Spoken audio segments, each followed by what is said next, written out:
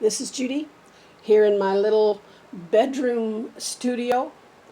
I'm going to show you the equipment that you're going to need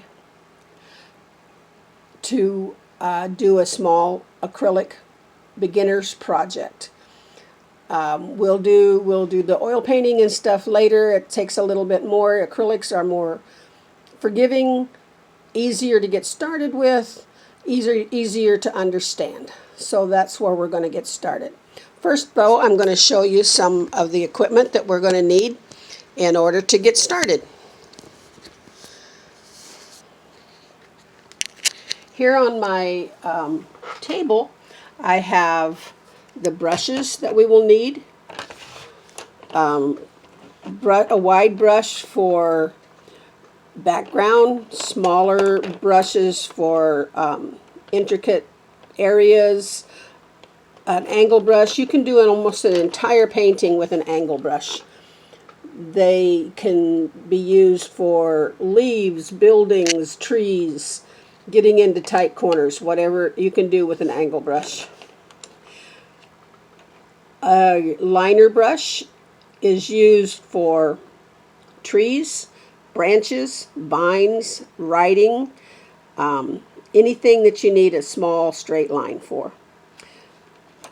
A filbert, or we call a cat paw sometimes, has sharp edges and a rounded top. That can be used for flower petals, leaves, getting straight edges on buildings. You can use a cat's paw for just about anything that you need in your painting.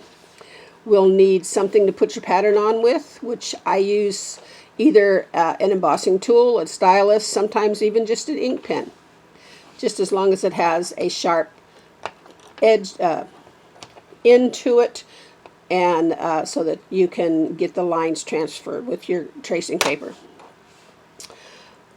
And a white eraser is good for cleaning up lines of your pattern, and especially, and if you're drawing by hand, it helps to have an eraser handy. A little sanding disc is good for whatever you're painting on, to smooth it down, but also the sanding gives it what we call a tooth, a little bit of a rough surface so that the paint will stick. You'll need paper towels.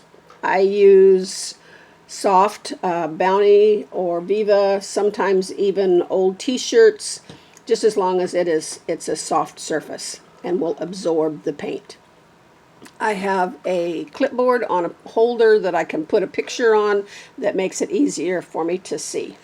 When I go painting at a seminar, sometimes the lighting is not that good, so we have what we call an alt light that will focus light right on where you're painting. I use what I call a stay wet palette. It is a piece of a plastic container with felt in the bottom that you can wet down with water. Put paper on top. I use deli paper. It will keeps your paint from drying out, and it doesn't tear, and it can just be wadded up and thrown away when you're done. The Stay Wet palette has a lid that you can keep your paint wet in between sessions, and that saves you a lot of time. You will need something to, a bowl of some sort with water in it. The bottom ones have grid at the bottom that you can use to wipe out your brushes to get the paint out. You'll need painter's tape for putting on your patterns, and also for straightening up lines, and if you need that done.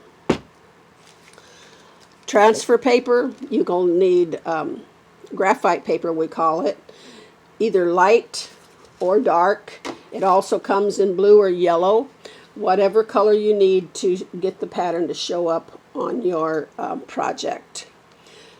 Brushes, containers, once you've been painting years like I have, you acquire a lot of brushes. My large container in the back is my oil brushes. Smaller container is the acrylic brushes.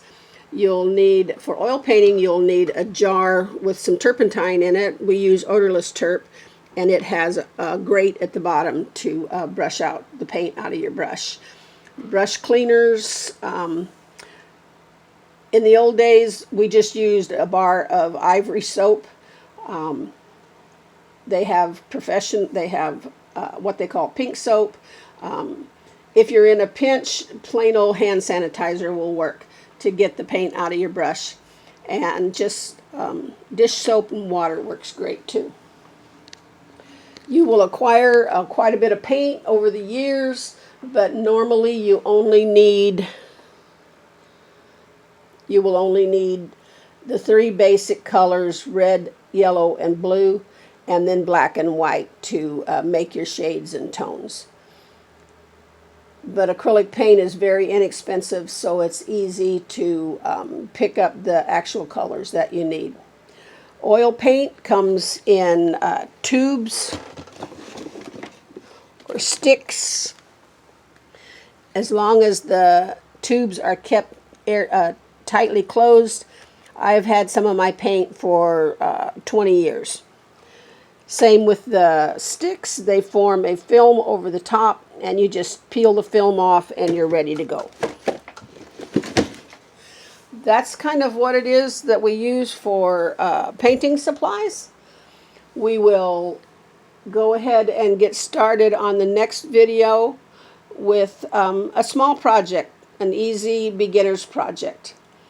This is Judy, and I will be your instructor, and we will show you how to do an easy project. Don't be frightened about learning to paint. It's a wonderful pastime and gives you lots of things to do in your spare time, or even you can sell this stuff and make a little extra money. So this is Judy. God bless you, and I'll see you at the next video. Bye.